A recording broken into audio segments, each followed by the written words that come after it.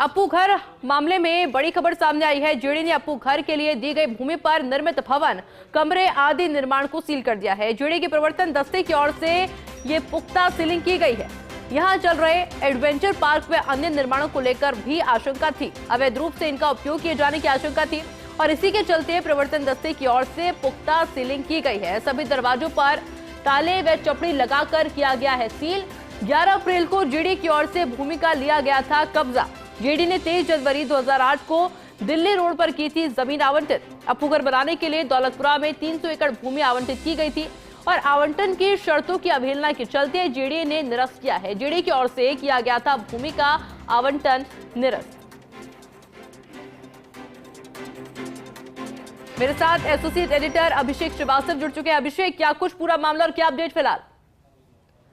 देखिए आयुषी, पिछले दिनों जेडीए ने यहाँ पर इस जमीन का आवंटन निरस्त किया था और उसके बाद 11 अप्रैल को भूमि का कब्जा भी लिया था। लेकिन ये इतना बड़ा 300 एकड़ में फैला हुआ है और जिसमें जगह जगह निर्माण हो रखे हैं। कहीं गेस्ट हाउस बना हुआ है, कहीं रेस्टोरेंट है, कहीं एडवेंचर पार्क है।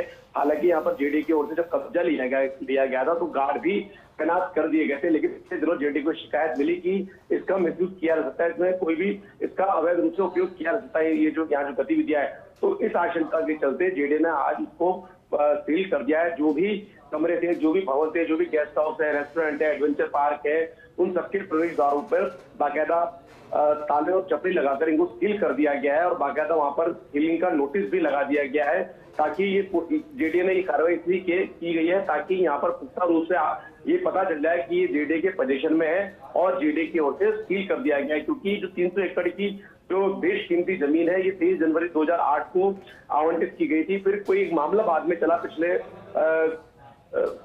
साल, तो उसके चलते जो ईडी है, प्रवर्तन निदेशालय ने भी एक मामले में इस भूमि को अटैच कर रखा है। तो अटैच अलग से कर रखा है, इधर ये जेडीए की आवंटित जमीन है और तीसरी तरफ ये था कि जिस संस्था को, जिस कंपनी को ये भूमि आवंटित की थी, उसने आवंटन की शर्तों का भी पालना नहीं की थी। तो इसको लेकर जेडीए ने राज्य सरकार से मार्गदर्शन मांगा था, पूछा था कि ये भूमि, एक तो इसमें आवंटन की शर्तों का पालना नहीं की जानी, जो 400 करोड़ रुपए का निवेश किया जाना था वो इसमें नहीं किया गया, जितने लोगों को रोजगार दिया जाना था वो नहीं दिया गया, तो आवंटन की शर्तों की पालना नहीं की गई। दूसरा, इस प्रॉपर्टी को ईडी ने भी अटैच कर लिया, तो ऐसे में क्या किया जाए? तो इस पर राज्य सरकार की ओर से मार्गदर्शन दिया गया कि जो जेडीए में निदेशक विधि है उनसे इस बारे में राय ली जाए और राय के आधार पर जेडीए कार्रवाई करे। जेडीए निदेशक ने ये राय दी कि भूमि का कब्जा लेने में या भूमि का आवंटन निरस्त करने में किसी तरह की कोई रोक नहीं है। इसी के चलते जेडीए ने पहले आवंटन निरस्त किया, फिर 11 अप्रैल को जाकर इस भूमि का कब्जा लिया और अब जाके पुख्ता सीलिंग इसकी की गई है। बाकायदा वीडियो और फोटोज ली गई हैं ताकि कभी कोई अदालती मामला हो तो उसमें भी पेश किया जा सके कि ये जमीन जेडीए के पोजीशन में है। इसी के चलते इस पे आज पुख्ता सीलिंग की गई। जी बिल्कुल अभिषेक, बहुत बहुत शुक्रिया आपका तमाम जानकारी के लिए।